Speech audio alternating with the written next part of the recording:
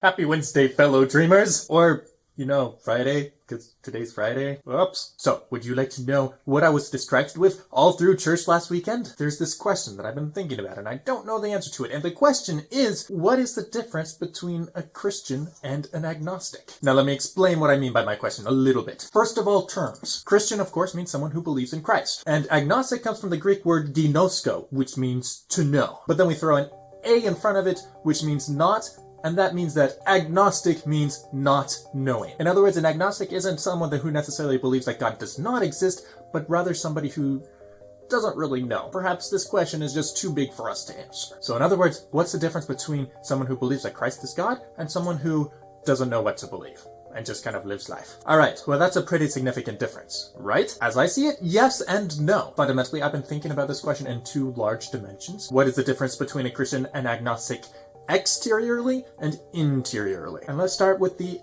exterior. So, for example, repeatedly in my life, I've had an experience where I'll go on, say, a retreat. And during the retreat, let's say we're very moved and we want to live out our faith better. We've had this great experience here. Now we need to put it into practice in our lives. How can we do that? We have the fire, we have the energy. Let's channel it into something productive. And we say, what can I do? And then one of two things usually happens. Either there is not very much advice about how we can put this into practice in our lives, or the advice that we're given is basically boiled down to an idea of we need to be nice to other people in our lives. When we live our faith, we need to start by loving our brothers and our sisters, and our mothers and our fathers, and our children, and our neighbors, and our boss, and our coworkers. And that truly is important. And practically speaking, we can do that by assuming the best in others, by smiling, by getting to know each other, and what each other's likes and dislikes are. And that's great, and that's beautiful. But here's an issue that I have. Those ideas of smiling and assuming the best in others and getting to know each other on a personal level, those are things that everybody is encouraged to do. I mean, for example, so often in grade school, we develop our own behavior protocol that look basically like that. Or at work, our human resources code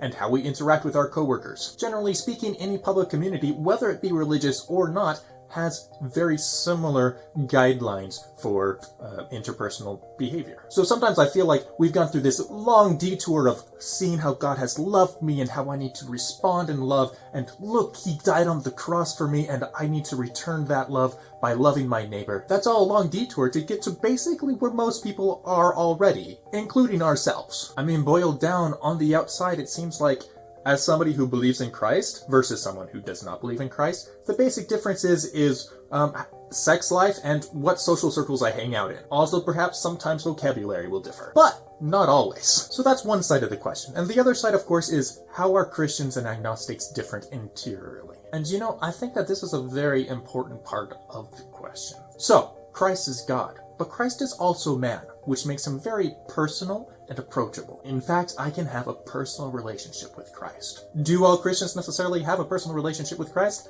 No, I don't think so. For some people, being Christian mostly means going to church on Sunday, or every other Sunday. But Christ is truly a person, and that means that I can have a relationship with God. So what does that look like? Well, for example, I have a good friend named Spencer. And Spencer and I go about 7 years back or so. And since he's a good friend, and especially since he's a friend here in Oklahoma with me, I talk about him sometimes. I tell stories, I invite him onto my channel, you guys see him, and I like telling stories about him. Not only to my viewers on YouTube, but also, person to person, because I have a face-to-face life too. Yes! And it's a great friendship, and I love it. Now, there's more to the friendship than just me talking about Spencer behind his back in positive light. Spencer is a person that I routinely bring problems to when I'm having a hard time. Spencer is a person I like to have fun with and hang out when I want to relax. Now, here's a question. If I take the word Spencer out of all those previous statements and insert the word Christ, how do those sentences appear? Christ is a person that I talk about. Christ is a person that I routinely bring problems to. Christ is a person that I like to hang out with when I want to relax. And Christ is really special, and there is so much more to a relationship with Christ than simply that. Like, for example, Christ died for me on a cross, and Spencer never did that. And that's something mind-boggling to think about. But starting a few steps back and seeing Christ as a friend and relating to Christ on those very human levels, that does make a very big interior difference for me in my life. So what's the point of this video? This is less of a pointed video and more of an open-ended video, absolutely. And the idea is, What do you guys think? What are some of the differences exteriorly and interiorly between Christians and agnostics? Alright guys, I apologize for having this late video, but I promise I'll be better here on out, and I wish you all the best. I hope you guys have a fantastic weekend at this point until next Wednesday, when I look forward to talking to you all again, and thanks for hanging out with me guys. God bless and ciao.